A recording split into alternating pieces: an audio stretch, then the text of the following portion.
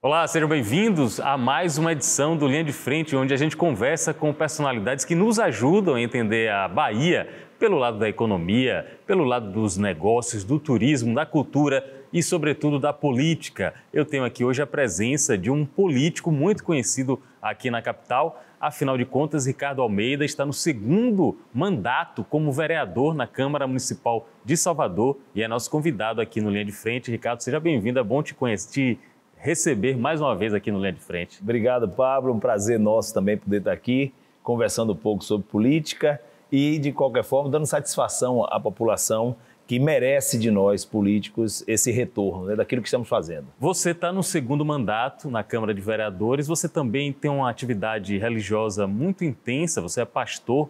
O que foi que te mobilizou a entrar na política partidária, já que eu percebo que também a religião, a comunidade religiosa tem uma atividade política fora das eleições muito grande, mas na política partidária, o que foi que te mobilizou?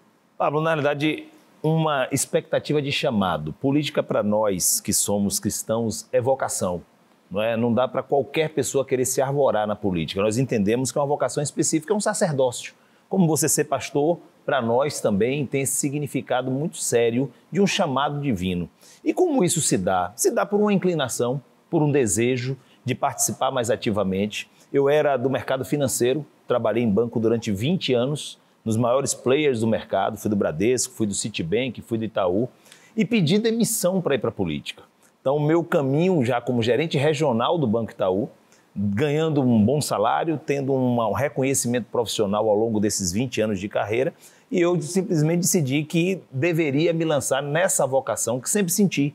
Sempre tive uma atuação muito forte na ação social. Minha esposa é assistente social, está hoje presidente da Fundação Cidade Mãe, que cuida de crianças e adolescentes da nossa cidade, é servidora concursada, mas nós sempre tivemos um trabalho voluntário, sempre ligado à igreja, de assistência às pessoas com dependência química, né, nas comunidades terapêuticas, que eu chamo de centro de recuperação, porque para mim esse termo comunidade terapêutica, ainda que aparentemente soe melhor, seja politicamente correto o uso dele, mas quem recorre a esse tipo de expediente, ele precisa de recuperar o caráter, recuperar a dignidade, recuperar a autoestima, recuperar valores que ao longo do uso intenso de droga ou de envolvimentos até mais pesados, a pessoa vai perdendo. Então, para mim, é centro de recuperação. Então, a gente sempre teve um olhar muito forte. Agora, desculpe até te interromper, porque muita gente vai se perguntar agora, é uma decisão difícil ele largar o certo, literalmente o certo, pelo duvidoso, que é uma campanha, uma eleição, tem todas as intercorrências de uma eleição, nunca se sabe o que é que vai acontecer quando a urna é computada. Não foi uma decisão, um dilema muito grande na sua vida, Ricardo? Muito forte. Eu brincava com alguns amigos dizendo assim, eu pulei do avião. Agora não volta. Se o paraquedas não abrir, eu estou frito. E a primeira eleição eu perdi, Pablo. Eu me lancei candidato em 2014 a deputado estadual. Eu tive uma excelente votação. 7.500 votos em Salvador, 10.800 votos no total. Para uma estreia. Mais para uma estreia, exatamente. Sem nenhum conhecimento político. Eu não conhecia, minha família não é política. Eu não tinha lastro de relacionamento político. Padrinho, nada. Padrinho, ninguém. Então, eu brinco com meus amigos também dizendo o seguinte, outra frase que eu uso. Eu comecei como vendedor de livro. Ia para o interior, comprei uma caminhonete e saia batendo de porta em porta. Um amigo, outro, que já me apresentava outro, e assim fazendo como um crescimento espiral, né? Ali daquela cidade, conhecia um amigo, conhecia um pastor, conhecia alguém ligado ou à igreja ou ao segmento que eu trabalhava, e dali eu ia construindo uma base política. Não deu certo no primeiro momento, aí eu vim conhecer o prefeito Bruno Reis, o prefeito Assemineto e Bruno Reis, foi quando eles, a partir de uma entrevista que fizeram comigo, me trouxeram para o grupo, aí eu comecei a trabalhar em política. Mas até então eu nunca tinha pisado num gabinete de um político sequer, nem entrado no gabinete. É um início muito desafiador, né, para uma pessoa que não conhecia os meandros da política, largar uma carreira muito bem sucedida para uma aventura que está dando certo, né? Você está no segundo mandato. Era algo que ardia no coração, né? Eu acho que a gente tem que ser muito... Claro, você tem que ter o pragmatismo, mas você também tem que ser sensível ao seu feeling, né? Daquilo que realmente arde dentro de você. Então, para mim, estar na política tem muito esse sentido, esse simbolismo, sem nenhuma demagogia. Até minha história diz isso, de que esse é o meu chamado. Eu nasci para isso, eu gosto do que eu faço. Trabalhar na política para mim é muito prazeroso, apesar de cansativo, desgastante, apesar de ser exposto como nós somos, né? E a figura do político de anos para cá tem sido muito desgastada diante da sociedade, mas apesar de tudo isso, me dá muito prazer trabalhar, né, poder ajudar as pessoas, poder ver, né, a melhoria da qualidade de vida de cidadãos que gritam, que clamam e que não são ouvidos muitas vezes, não têm seus direitos reconhecidos. Então, aqui nesse momento vai ser possível fazer uma prestação de contas sobre seu mandato e sobre o que Ricardo Almeida pensa da política da sociedade baiana em geral. Eu tenho logo de cara uma dúvida que pode ser uma dúvida das pessoas que estão assistindo. Você foi eleito pelo PSC, o seu partido entrou num processo chamado de fusão com o partido Podemos, e aí você tomou uma decisão de sair e ir para o Partido da Democracia Cristã. Como é essa mudança de partido influencia no tipo de discurso que o vereador, que o parlamentar vai adotar? E outra, o mandato seu não pertence ao partido, não é o mandato parlamentar, não é da sigla. Como é que você consegue fazer essa mudança sem implicar em prejuízo no seu mandato? Boa pergunta, Paulo, até para esclarecer para quem nos assiste, nos ouve. O PSC ele não cumpriu a cláusula de barreiras, né, que é uma legislação específica para os partidos políticos que precisam eleger uma quantidade de deputados federais ou ter um percentual mínimo de votos nacionalmente para deputado federal. Então, o PSC não cumpriu essa cláusula, ele foi obrigado a ou fundir ou ele sobreviveria sem tempo de televisão e sem fundo partidário. O PSC decidiu fundir. Aí abre uma janela. A lei permite que eu saia do partido sem nenhum prejuízo ao meu mandato, porque foi o partido que não conseguiu cumprir e a legislação prevê exatamente isso. Bom, a minha saída do PSC, então, se dá em função disso, né? Mas também porque o PSC aqui na Bahia, a partir do segundo turno das eleições de 2022, houve uma mudança no entendimento do partido e o partido encaminhou para apoiar o atual governador Jerônimo Rodrigues. Nós, naquela campanha, estávamos com ACM Neto no primeiro turno e eu decidi continuar apoiando a governo o nosso ACM Neto. Conversando, óbvio, com as lideranças do partido, dizendo que foi uma mudança que o partido tomou com o jogo em andamento e fui compreendido desta forma e nós continuamos apoiando a candidatura de ACM Neto no segundo turno, que acabou não dando certo. Quem ganhou foi o governador Jerônimo Rodrigues do PT. Então, a minha saída do Partido Social Cristão se deu por isso. Aí você me perguntou se eu tenho liberdade, vamos dizer assim, para continuar defendendo as pautas que sempre nortearam nossos mandatos. Sim, a busca por um novo partido, por uma nova sigla, se deu muito em função disso. Uma sigla que fosse muito parecida com aquele viés que o PSC sempre teve como uma prática sua, que é, primeiro, os valores cristãos, né, a defesa da vida, a defesa de bandeiras que para nós são muito caras e que eu acredito que devem nortear toda a sociedade. Então, esses valores, dentro do Partido da Democracia Cristã, eu posso ter a liberdade de continuar defendendo sem nenhuma dificuldade, sem sofrer nenhum tipo de retaliação. E isso também nos estimulou muito a mudança de partido. Eu quero conversar com o Ricardo Almeida também a respeito das ligações entre religiosos, entre lideranças religiosas e política, entre partidos e grupos políticos também, partidos e grupos religiosos. Mas antes eu queria tirar uma dúvida, porque já de antemão, em clima de pré-campanha, você já anunciou o apoio seu, do seu partido, à reeleição do prefeito Bruno Reis. E aí me vem à mente o seguinte: você foi colega de Geraldo Júnior na Câmara, ele foi presidente da Câmara enquanto você estava lá cumprindo o seu mandato, quando você está ainda cumprindo o seu segundo mandato. Geraldo Júnior não é um bom nome para comandar Salvador, na sua avaliação, não? Veja bem, Geraldo, primeiro dizer que Geraldo é um querido amigo. Nós fomos colegas, votei em Geraldo para presidente em 2 oportunidades, né, presidente da Câmara, mas são coisas completamente diferentes. Eu acho que talvez o tempo de Geraldo venha a chegar, mas nós não podemos descartar o que está aí posto. Bruno Reis tem feito um excelente trabalho. Eu caminho com o prefeito praticamente todos os dias nas ruas, inaugurando obras e levando serviços públicos para a comunidade ou, às vezes, caminhando para identificar os problemas que atingem as comunidades. O que a gente vê, Pablo, é uma recepção muito boa. E ninguém melhor do que o povo para ser o termômetro daquilo que está bem ou não está bem na política. Porque, no final das contas, quem vai definir de fato é o povo. Quanto a ser um bom nome, Geraldo é uma pessoa inteligente, capaz, mas creio que nesse momento, né, o nome a ser encaminhado seja de Bruno, exatamente pelo que eu acabo de dizer. Nós percebemos na população esse reconhecimento ao trabalho sério, dedicado, competente que Bruno Reis tem feito, e não foi fácil. Porque eu, como disse, fui do mercado financeiro e a gente sempre que substituía alguém, Pablo, você vai ser indicado para gerenciar a agência tal. Quando você pegava uma agência em prejuízo, era ótimo. Porque qualquer coisa que você fizesse, você era visto, você era percebido, foi você que foi o responsável pela mudança. Agora, pegar uma agência que estava dando lucro, que estava em alta, que não tinha problema, era um desafio enorme. Porque aí qualquer besteira que você fizesse também, ou até por uma circunstância de mercado, aquela agência passasse a dar prejuízo, você era o culpado, ainda que não tivesse, em tese, culpa direta. A mesma coisa na sucessão de Bruno. É o mesmo exemplo a sucessão de Bruno a ACM Neto. Vínhamos num governo austero, sério, competente, que transformou Salvador, devolveu a autoestima a Salvador, tirou Salvador do cadastro de devedores. A cidade pôde tomar empréstimos significativos com o Banco Mundial, com o BNDES, recursos de ministérios podiam chegar à cidade, coisas que antes de ACM Neto não podia, porque a cidade estava no Serasa, vamos dizer assim, dos municípios, e desta forma, Salvador volta a trilhar o progresso. Aí Bruno substitui, né, a ACM Neto. Então, para ele é uma responsabilidade muito grande. E chega com a pandemia. Teve a segunda onda da pandemia exatamente quando Bruno assume em janeiro de 2021.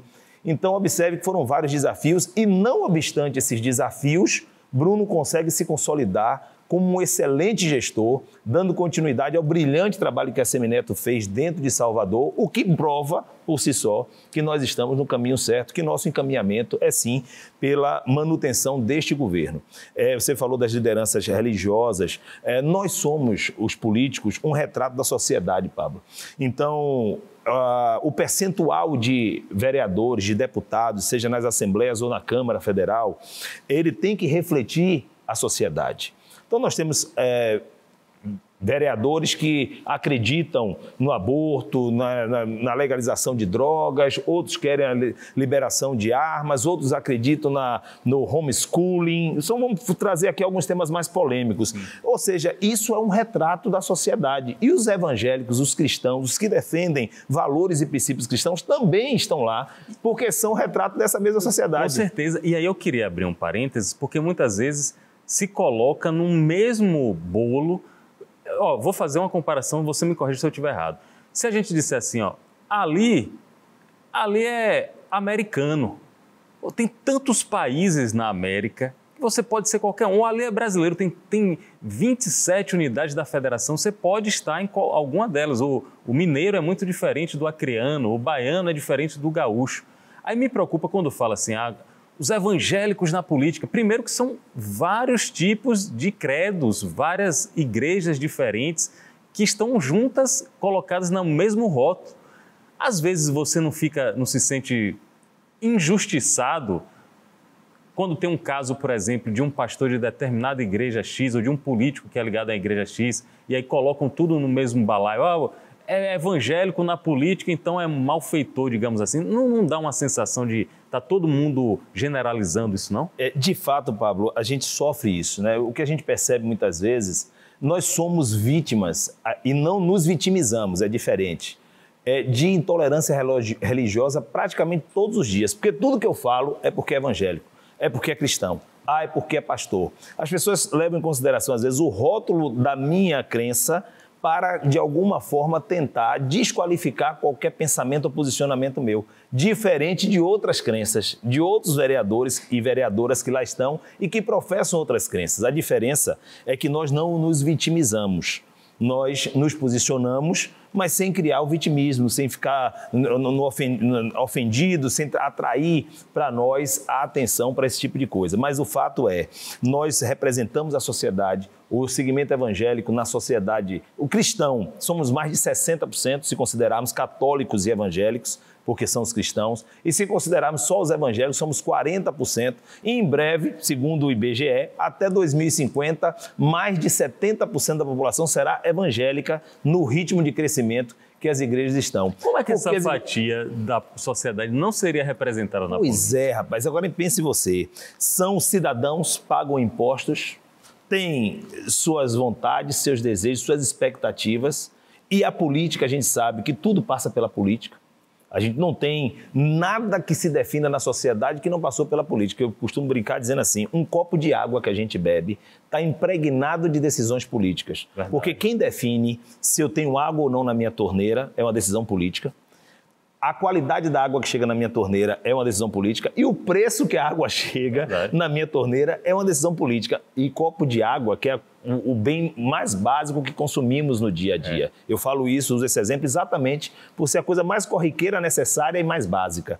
Então imagine as coisas mais complexas. Então tudo passa pela política. Como é que os evangélicos, sendo hoje 40% da população brasileira, não vai ter representação nos diversos ambientes políticos da nação? Tem que ter, como os candomblecistas, como os espíritas, cada um que defende o seu pensamento ideológico, e as pessoas que se identificam, que votem, que apoiem, e as pessoas que não se identificam, que procurem aqueles que têm alguma similaridade de pensamento consigo. E muitas vezes as pessoas fazem uma associação imediata com a direita conservadora. E eu percebo, conversando, muitos políticos passam por aqui, conversando com alguns que defendem os interesses, a visão de mundo religioso, alguns também não compactuam necessariamente com certas pautas anotadas como de direita conservadora. Aí eu estou falando isso para fazer uma pergunta. O fato de você ser um pastor, o fato de você ser um representante de uma comunidade forte em Salvador, na Bahia, o fato de você ser cristão, já alinharia você imediatamente, por exemplo, com o pensamento do ex-presidente Jair Bolsonaro, ou isso não tem nada a ver? Na hora de decidir, você vai pensar por outras óticas também? Primeiro, pensar o seguinte, se você falar direita como o pensamento conservador, sim. Mas se você pensar direita, algumas crenças ideológicas da direita, não. Por quê? A gente costuma, nós nos posicionamos assim, nós não somos nem situação, nem oposição, nós temos posição.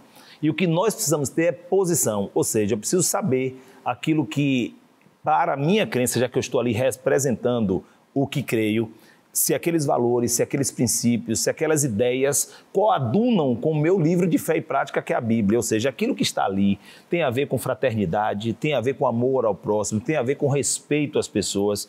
Porque o pensamento religioso, para além da relação homem-Deus, se a gente pegar Jesus Cristo, que foi o maior líder, indiscutivelmente, independente de crença religiosa, que passou pela Terra, pelo número de seguidores, se a gente puder quantificar, porque você define uma liderança pela quantidade de pessoas que seguem aquela liderança. Pelo então, Jesus, tempo que o pensamento ao longo dos sobrevivendo. Pois é, então ele já é o maior líder, independente de crença. Para mim, seria, mesmo que o número fosse pífio, mas não é, é um número de maioria absoluta. Vamos lá, Jesus Cristo ensinou muito mais na relação homem-homem do que na relação homem-Deus. Se você pegar o Sermão do Monte, que foi o primeiro grande sermão registrado de Jesus, quando ele fala das bem-aventuranças, ele vai dizer: não julgue para não ser julgado, não maltrate.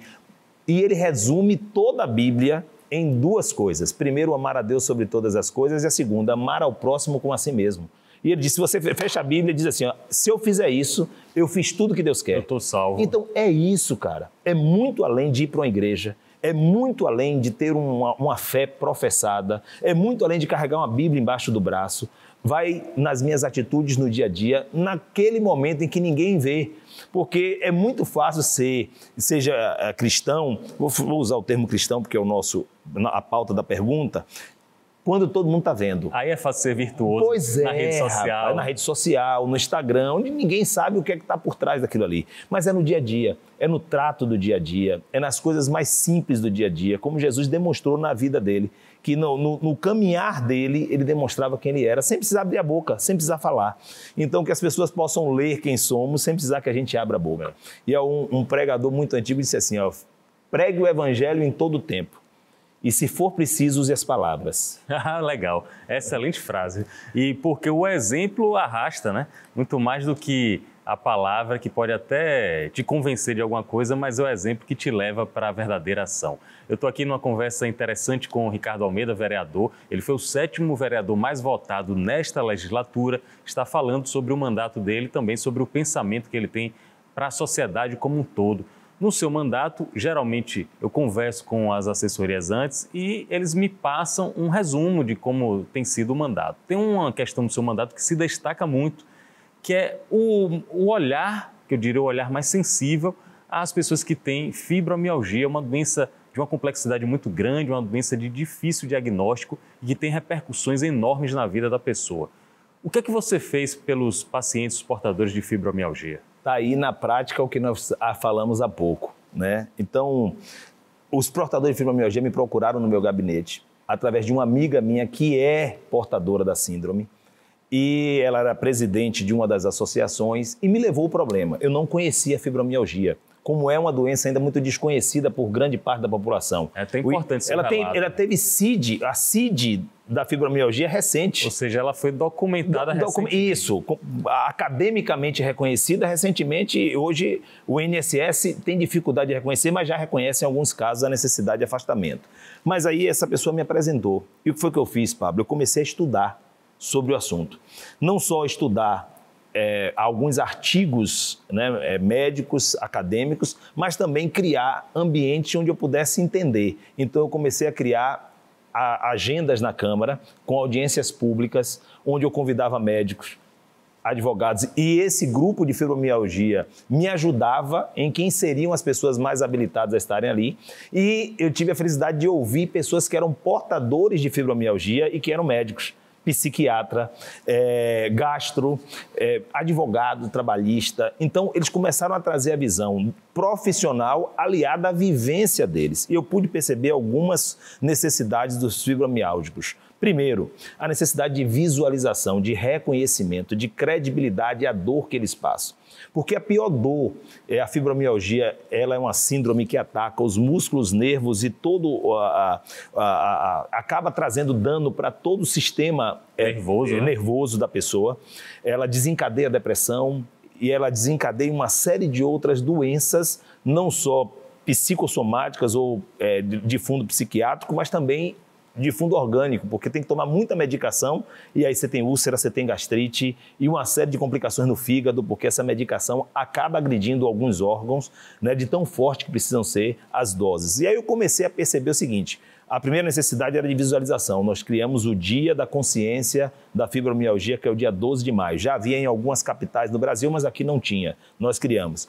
Percebemos a necessidade da população de baixa renda de ter acesso à medicação. E nós criamos um projeto de indicação ao prefeito para distribuição gratuita de algumas medicações, especialmente a pregabalina, que é uma das medicações mais utilizadas. Nós conseguimos a distribuição gratuita dessa medicação. Conseguimos para os fibromialgicos também parceria com alguns clubes, porque eles não podem praticar esporte, mas precisam, para criar movimento exatamente para não enrijecer a musculatura. E aí precisava de qual é o esporte que menos agride, né, que tem menos contato e que você... Esportes náuticos. Então você ter ali a natação ou a própria ginástica na piscina. Percorremos as secretarias entendendo e discutindo. E eu criei um projeto que agora virou lei, que é o projeto que garante aos portadores de fibromialgia atendimento prioritário, tanto nas entidades privadas como nos órgãos públicos. Porque para a pessoa que está com dor, ela pegar uma fila, ela aguardar um atendimento. E é um detalhe importante, Pablo, porque o fibromialgico, aparentemente, ele está excelente. Você está conversando com uma pessoa que ela está morrendo de dor ou está super medicada e você não tem noção do que é. Porque quando você pega uma pessoa que está com alguma doença, você percebe claramente. Tem doenças que dão sinais visíveis. A fibromialgia não. E é isso que ainda causa mais dor para o portador. Que pode gerar um constrangimento. Ele fica como preguiçoso, ele fica como encostado. No trabalho é aquele que falta, é aquele que não consegue pegar um peso. Mas esse cara está bem, por que ele não pode pegar? Por que ele não pode fazer? Mas é porque as condições físicas dele aparentemente são boas, mas por dentro ele está completamente destruído. E aí essa falta de conhecimento, de percepção, causa no fibromialgia também essa depressão, essa angústia, essa tristeza da incompreensão. Então nós criamos esse projeto, eles hoje já têm acesso a uma carteira que os habilita e reconhece para esse atendimento, uma carteira reconhecida pela Secretaria de Saúde, e nós também criamos, dentro desse escopo desse projeto, Pablo, um dos artigos é a criação de um centro de referência para tratamento da fibromialgia, ou seja... Está aprovado? Está aprovado.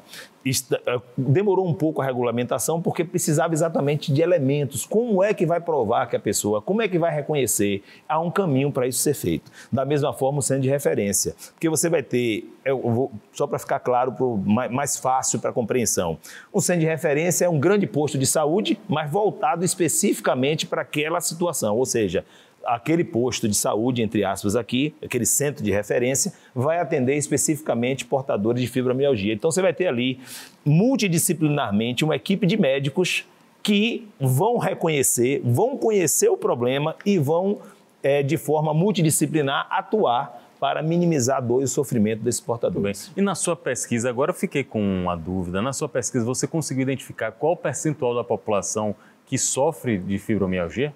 Muita gente, nessa pesquisa nós não conseguimos aferir. Né? Nós não conseguimos aferir, por quê? Porque muita gente tem a fibromialgia, mas não sabe que é fibromialgia. Porque é muito novo o diagnóstico, é uma doença muito antiga, mas de diagnóstico muito recente, de reconhecimento muito recente. Então, todo o trabalho que estamos fazendo, e aí eu agradeço as associações dos portadores de fibromialgia, são associações sérias, formadas por pessoas que sofrem, que sofreram durante muito tempo com a doença e que estão aí exatamente para dar suporte, para apoiar não só a pessoa, mas a família, porque a família precisa saber, reconhecer, identificar e de ajudar esse portador. E eu descobri que eu tenho vários amigos e amigas que têm a fibromialgia e que já estavam sofrendo com isso, alguns inclusive, como eu disse, com depressão, sofrendo de depressão, de angústia profunda, de tristeza profunda, porque são dores que passam da dor física, né? Eles não conseguem nem explicar a intensidade da dor. Eles falam, dói a minha alma, eu não consigo levantar da cama, não tem prazer, e aí me permita aqui dizer, sexual, não tem prazer alimentício, não tem prazer de sair, não tem prazer de passear, a pessoa perde, né, a sua capacidade de viver, o seu desejo de viver. É muito triste. E realmente deve necessitar de um atendimento multidisciplinar, porque deve ter muitas especialidades envolvidas aí para conseguir dar uma qualidade de vida a um portador desse. Aí me veio agora, ó como é interessante, eu lembrei que um colega seu, que é André Fraga, o vereador, aí nessa cadeira mesmo, ele falou dos benefícios, ele é um defensor, ele falou dos benefícios do uso de canabidiol para uma série de enfermidades. Não sei se fibromialgia também estaria incluída, já que envolve muitas dores, ele disse que tem um alívio de dores. Isso aí entra em algum conflito? Gente, canabidiol não é maconha. Maconha é uma planta e é retirado o princípio ativo e é feito um remédio a partir disso. Entra em algum conflito religioso, se acaso fosse o uso do canabidiol recomendado para a fibromialgia? Não, deixando claro, Pablo, que eu me converti aos 19 anos. Eu me converti internado no centro de recuperação. Eu era dependente químico. Então eu conheço um pouquinho essa história das drogas, né? Tanto da maconha quanto de drogas mais pesadas. Só para dizer que eu posso falar de cadeira do que vou falar. Sim. THC é uma coisa. Na maconha existe uma substância chamada THC. Isso. Essa substância é o que dá, entre aspas, o barato. É do baseado, da maconha fumada, da maconha usada recreativamente. é o THC. E aí tem o CBD. O CBD já é outra coisa. O CBD é um dos elementos da maconha que não causa nenhum efeito psicotrópico, que não altera nenhuma capacidade física ou intelectual da pessoa, mas que proporciona a sua ação no sistema nervoso, a redução, a inibição da dor. Não é nem redução, a inibição da dor. Tenho, inclusive, amigos que são cristãos e que fazem uso, ou seus filhos fazem uso. Ótimo. Tem casos de epilepsia que as pessoas são tratadas com canabidiol e que são percentualmente, percebe-se uma melhora significativa no quadro e a gente não pode fechar o olho para isso. Nem em nome da fé, nem em nome da religião.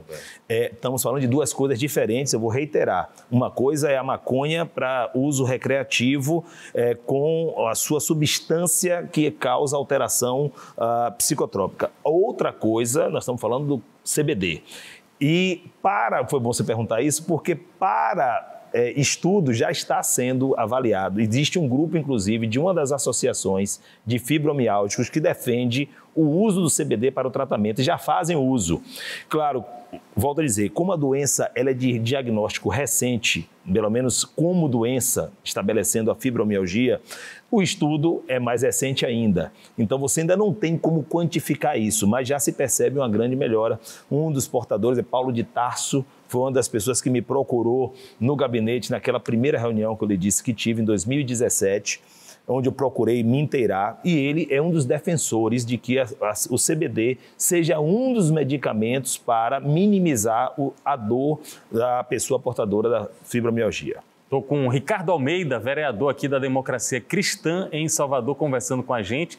Já que você mencionou o assunto de dependência química, rapidamente eu queria saber sua avaliação agora como autoridade, como parlamentar, a respeito do combate às drogas no Brasil. Por quê? Muitas pessoas falam que o melhor seria flexibilizar, descriminalizar algumas drogas e usar o dinheiro que estaria sendo empregado no combate ao tráfico para outras medidas profiláticas ou educativas ou até terapêuticas. Você acha que a gente está vencendo ou está perdendo a guerra contra as drogas? Eu acho que a droga não pode ser combatida no modelo que está, porque isso já provou que é ineficiente. Eu sou a favor, então você pergunta, mas Ricardo, e a polícia? Não. Tem que ter a força policial, mas nós temos que ter um aparato social muito forte, seja do Estado, e aí entram as igrejas, porque as igrejas estão dentro das comunidades. Muitas das igrejas, e eu falo igrejas, não estou falando evangélica ou católica, entram também os centros, né, de outras religiões, seja do candomblé, seja centros espíritas, que estão ali e que fazem um trabalho social, de apoio, de ajuda, de suporte. Porque o uso das drogas está muito ligado a essa falta de suporte, muitas vezes familiar, essa falta de perspectiva do jovem, essa falta do que fazer. Então, quando você entra com a polícia para combater o que precisa ser combatido e você entra com o braço social do Estado, nos seus três entes federativos, município, Estado e União, você consegue, juntando forças, fazer com que esse jovem que estava sem perspectiva, sem ter o que fazer, com seu tempo ocioso e emprestou sua mente, a minha avó dizia, mente vazia, oficina do diabo, emprestou sua mente para o inimigo colocar coisas na cabeça e acabou enveredando por um caminho ruim e depois de enlaçado ali, o cara fica tão envolvido que ele acha que ele nasceu para aquilo. Mas ele se esquece que ele foi uma criança sadia, que jogou bola, que empenou a raia, que jogou peão, que fez tanta coisa boa e que isso se perdeu por causa das drogas, mas que é possível resgatar. E é essa mensagem que nós levamos, essa mensagem que as igrejas levam, que as religiões levam e que o Estado precisa saber aproveitar isso. É uma mão de obra gratuita, o maior parceiro, Pablo, sem querer fazer aqui proselitismo religioso, mas o maior parceiro que o Estado tem são as igrejas. E eu falo as igrejas, eu estou falando das múltiplas religiões. Eu conheço a minha e posso falar da minha, mas eu sei que existem tantas outras que fazem igual ou melhor o trabalho, que é de levar esperança, expectativa, de ter um aconselhamento, de ter ali um espaço para levar curso na época era datilografia, né? Mas agora é curso de informática, para levar para esse jovem, né? Não só ocupar o tempo, mas trazer para ele algo útil, que na vida dele tem algum significado. Então, o Estado precisa saber aproveitar isso. E hoje o que eu acho, se você me perguntar o que é que falta ao Estado, não é o enfrentamento, porque nós temos homens que são heróis nas polícias civil e militar, polícia federal, porque quem enfrenta o crime deixa a sua família para proteger a minha, coloca a sua vida em risco para proteger a minha, tem que ser tratado como herói. Não é deles que eu estou falando do modelo. Então tem que ter eles para uma linha de frente, ostensiva, mas precisa ter um outro braço que dê uma alternativa. Tudo bem, eu lhe tiro das drogas. E você vai para onde? Você vai ganhar dinheiro como? E até reforçar uma coisa que eu sempre faço questão aqui, são as igrejas e sobretudo as evangélicas e sobretudo as pentecostais, neopentecostais, que estão no presídio, nos presídios, que estão lá tentando recuperar seres humanos, que estão reabilitando, como você falou, corpos e mentes que muitas vezes estavam desviados para coisas que não tem nada a ver com a humanidade ou com ser um cidadão de bem. Isso merece ser creditado sempre, principalmente quando a imprensa, quando a mídia costuma ser ostensiva em excesso com o trabalho das igrejas. Não estou dizendo que só tem santo, porque não só tem santo nem literalmente na igreja, nem literalmente no altar, mas eu acho que tem que ser dado o crédito merecido em uma situação, em uma atuação como que as igrejas fazem, onde até mesmo o Estado não chega, o braço do Estado às vezes não está chegando. A conversa é boa, passou rápido aqui, mas antes de terminar eu preciso falar com você sobre eleição e a eleição que vai vir em outubro. Por quê? Ricardo Almeida ele foi o 7º mais votado em uma eleição muito concorrida e muito difícil, que foi uma eleição pós-pandemia, ou durante a pandemia, aliás, foi uma eleição pandêmica, em que 43 vereadores foram eleitos e ele está entre os 7 melhor votados. Mas essa próxima eleição, eu já estou acompanhando a matemática aí, parece que vai ser muito difícil. Qual é a sua expectativa sobre essa eleição? Pablo, nós vamos ter uma redução significativa, primeiro, do número de candidatos. A legislação mudou, cada partido lançava 65 candidatos na eleição de 2020. Nessa eleição, cada partido lança 44, 43, que é o número de cadeiras, mais 1, é o que a lei autoriza. Então, você já perde 1/3 de candidatos só na lei.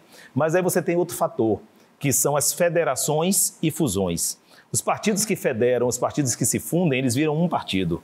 Então, 3 partidos, só para ser rápido no exemplo, PT, PV e PCdoB. Cada um lançava 65 vezes 3, 135. Eles lançavam 135 candidatos. Agora os 3 juntos lançam 44. Então você já perde aí uma grande parcela de candidatos, para explicar também para a população que nos assiste, que a gente vai perder aí cerca de 50% do número de candidatos. Mas então fica mais fácil ter menos candidato? Não, fica mais difícil, porque o ambiente político fica muito mais aberto. É aquele jogo mais aberto, onde o jogo é mais solto. Então, você deve ter, saímos de 1.500 candidatos, devemos ter agora 750, 800 no máximo candidatos. Né? E isso vai tornar o ambiente mais competitivo, o que é bom. Surpresa, assim, você acha que vai ter uma renovação muito grande na Câmara? Não, eu acho que vai ser em torno de 20%, 20, 30%. É um número 20, 30%. É histórico, é bem histórico, né? Às vezes, na última eleição passou um pouquinho, mas teve efeito pandemia, mas geralmente fica em 30%. Eu acredito que é de 30% para baixo, não menos que 20%, não mais do que 30%. Certo, perfeito. Aqui o nosso convidado de hoje, Ricardo Almeida, ele está no 2º mandato como vereador, e falou sobre fé, mas falou também sobre política e sobre amor ao próximo, que é um tema que qualquer conversa eu acho que a gente poderia adotar. Obrigado pela presença, um abraço e está aí o espaço para você mandar um recado para o público. Obrigado, Pablo, obrigado, TV Aratu, obrigado vocês que nos assistem, e dizer que nessas eleições o que a gente pede ao eleitor, Pablo, é que ele seja criterioso, que ele pesquise a pessoa em quem ele vai votar, avalie quais são os princípios, valores, quais são as pautas que aquela pessoa defende e, ao identificar isso, veja, essa pessoa tem a ver comigo, eu vou dar meu voto nessa pessoa, mas dar um voto consciente. A gente tem que trabalhar cada vez mais para que a população dê seu voto consciente. Aquele tempo da telha, aquele tempo do óculos, aquele tempo da dentadura, acabou, gente. Nós estamos no tempo da informação. Então é necessário que a população tenha essa percepção e esse cuidado. E vamos para frente com a eleição muito limpa e que seja uma eleição que traga para Salvador mais sucesso no que ela tem feito. Aí. Obrigado a todos e até o próximo encontro.